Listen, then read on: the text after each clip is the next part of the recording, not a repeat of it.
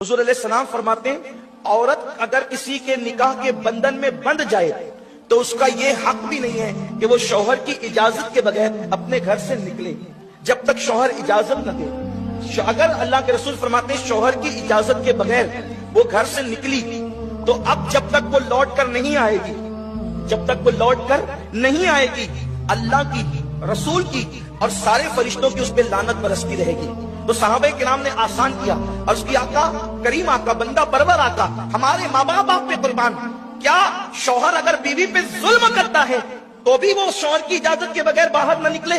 अल्लाह के रसूल फरमाते अगरचे शौहर जुल्म करे तो भी वो इजाजत के बगैर बाहर नहीं जा सकता। अल्लाह के रसूल अलैहिस्सलाम ने पाबंद किया।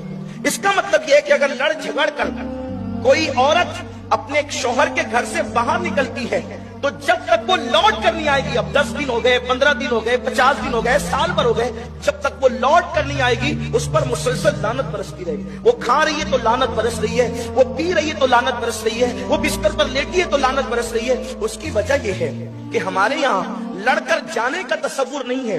हमारे यहाँ तसव्वुर यह है कि अगर लड़ाई हो जाए, झगड़ा हो जाए तो उसी घर में रहो, अपने माँ बाप को बुलाओ, रिश्तेदार को बुलाओ, पंचों को बुलाओ और दोनों अपना अपना मुकद्दमा उन बड़ों के पास रखिए। कुरान शरीफ की आयतें हैं, कुरान मुकद्दस की आयतें कि उन तक रखो और उनका काम है, किनका? माँ बाप का काम है, बड़ों का काम है कि वो उनके दरमियान सुलह कराए, सुलह की सोचे। ये नहीं कि बाप और माँ अपनी बेटी को मजीद कम भरे कि कोई बात नहीं तुझे यहाँ रहने की, हम तुझे पाल सकते हैं। पलती तो छुट्टियां भी हैं, पलते तो कुत्ते भी हैं, पलते तो इंसान के दरवाजे पे खड़े रहने वाली बकरियां भी है। बात रोटी कपड़ा मकान की नहीं है, बात इज्जत के साथ बेटी के जीने की है।